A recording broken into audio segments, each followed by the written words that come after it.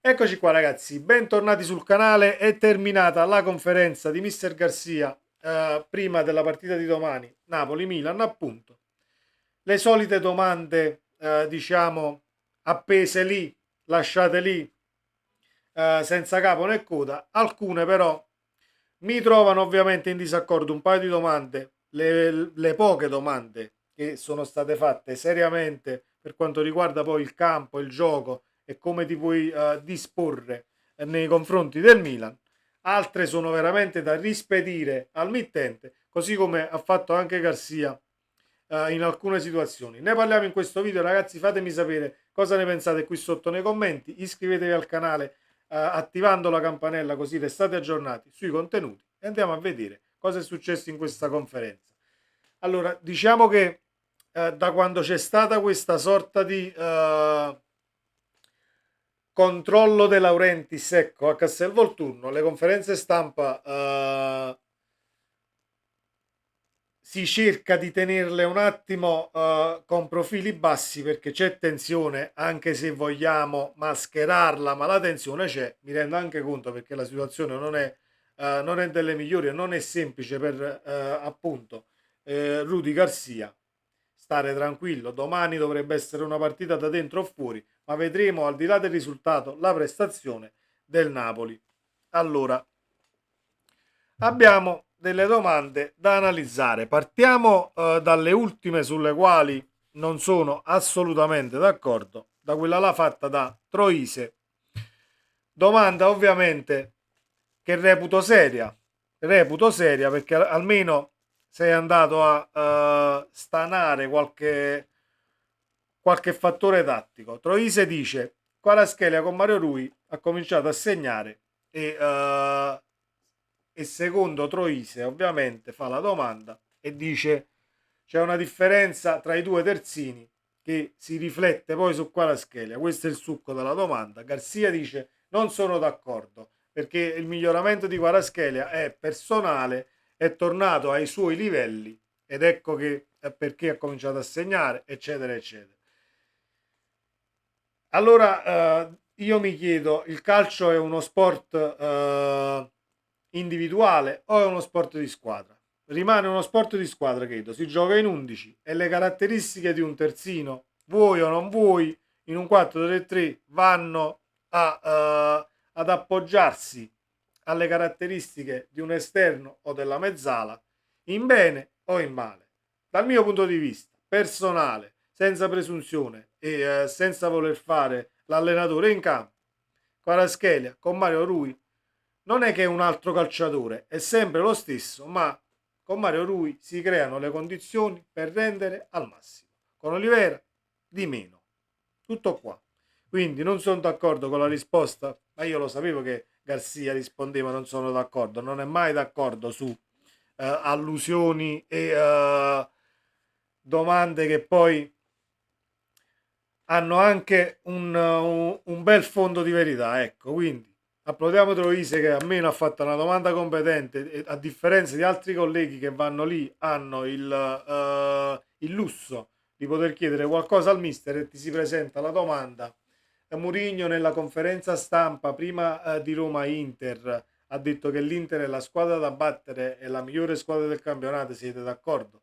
Garcia ovviamente ha rispedito la domanda al mittente con educazione, ma io sarei stato anche meno educato in quel frangente perché mi hai rotto le scatole in una conferenza stampa pre-Napoli-Milan, mi vieni a chiedere di Roma-Inter.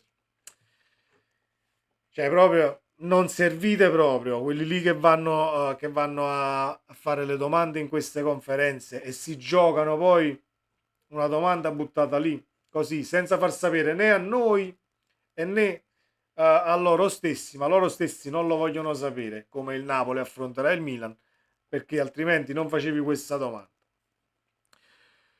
Detto questo, c'è la domanda delle statistiche. Siamo la sesta difesa del campionato, manca un po' di concretezza. Le statistiche aiutano a capire. Garcia risponde: Sì, però siamo primi per possesso palla, siamo primi in calci d'angolo conquistati. Quindi, assolutamente le statistiche vanno a verificare ciò che dice il campo, ma non sono tutto. come si frena la catena sinistra del Milan? Garcia risponde: abbiamo una catena destra altrettanto forte, non dobbiamo tener conto solo di Leao, ma c'è anche Pulisic e Giroud dall'altra parte al centro dell'attacco. Concordo su questa risposta, ma non c'è un'analisi, quindi che dobbiamo tener conto di Pulisic assolutamente, e lo ribadisco ancora una volta perché qui si sta facendo l'errore di parlo di noi tifosi, parlo di opinioni in generale, si sta facendo l'errore di pensare solo a Leao, perché è Leao poi il calciatore più forte del Milan. È Leao il calciatore più forte del Milan, ma quello lì che non deve avere troppo spazio perché vede la porta subito ed ha anche dei piedi molto buoni, è Pulisic dall'altra parte. Quindi non è che ci concentriamo sulle AO e lasciamo poi libero Pulisic dall'altra parte di fare ciò che vuole, perché sarebbe un errore madornale, anche perché poi c'è Giroud a centro area, gli metti la palla, Giroud lo sappiamo benissimo che attaccante è nell'area di rigore, quindi dobbiamo avere la massima attenzione.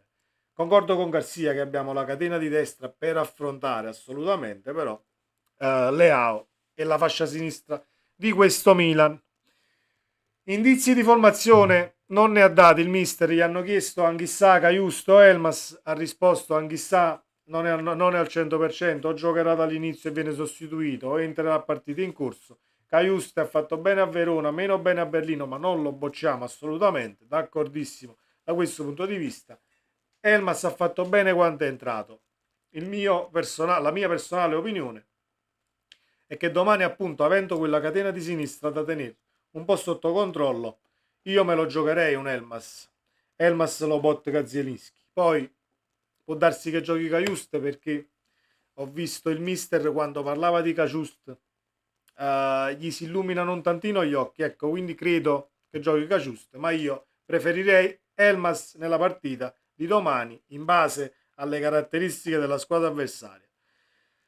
Domanda tattica per quanto riguarda il Napoli lungo. A Berlino ci siamo allungati, la fa Canale 8 questa domanda. Garzia risponde, noi non vogliamo allungarci, non abbiamo sofferto niente a Berlino, proprio niente no, non era più possibile pressare, dobbiamo tenere più palla, ci siamo, non abbiamo sofferto niente, posso pure lasciartela passare perché entrava quel colpo di testa dove comunque Meret non lo so se ci sarebbe arrivato su quel colpo di testa, parlavamo d'altro, ma è un altro paio di maniche. Non era possibile pressare, non sappiamo il perché. Io vorrei sapere il perché non era possibile pressare. Problemi fisici? Non credo, perché abbiamo anche visto un Nathan che le sta giocando tutte e con Grinta all'85esimo l'abbiamo vista tutti, la scivolata e la compostezza e la lucidità. Quindi non credo sia un problema fisico, credo che sia un problema prettamente di gestione della partita tra primo e secondo tempo o dal sessantesimo in avanti. Si vede che non decolli a livello di risultato, ti tiri indietro e aspetti l'avversario. Errore madornale, perciò che il Napoli poi si allunga, arretra, eccetera, eccetera, senza che diciamo non era più possibile pressare. Perché non era più possibile pressare? Non lo sapremo mai.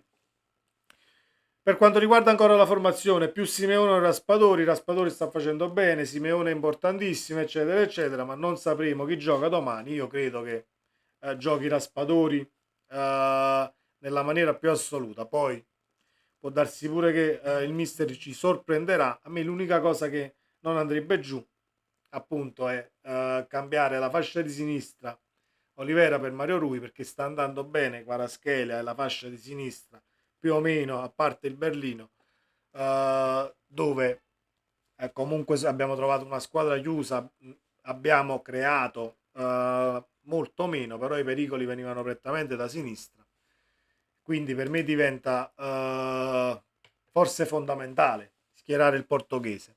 Detto questo, facciamo una formazione tipo e poi chiudiamo. Meret Di Lorenzo, Rachmani, Nathan, Mario Rui, Elmas, Lobotka, Zielinski, Politano, Raspa, Kvaratskhelia.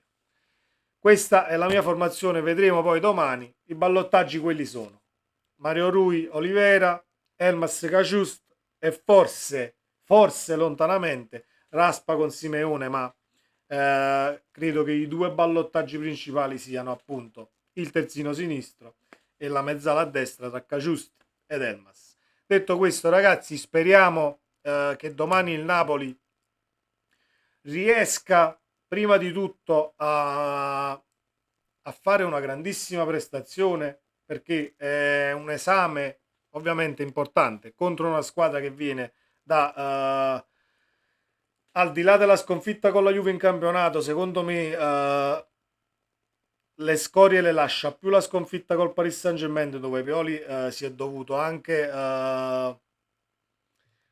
appendere a quella situazione. Abbiamo dominato per 60 minuti, eccetera, eccetera, ma quelle sono dichiarazioni che vengono fatte, secondo me, per non creare ulteriore malcontento e sfiducia nei confronti della squadra. Da questo punto di vista ha ragione Calabria, per esempio, che nelle dichiarazioni ha detto: se volete giocare così non vi presentate nemmeno a Milanello, perché non sono partite da fare. Il Milan contro il Paris Saint-Germain ha fatto una partita eh, non sufficiente, assolutamente.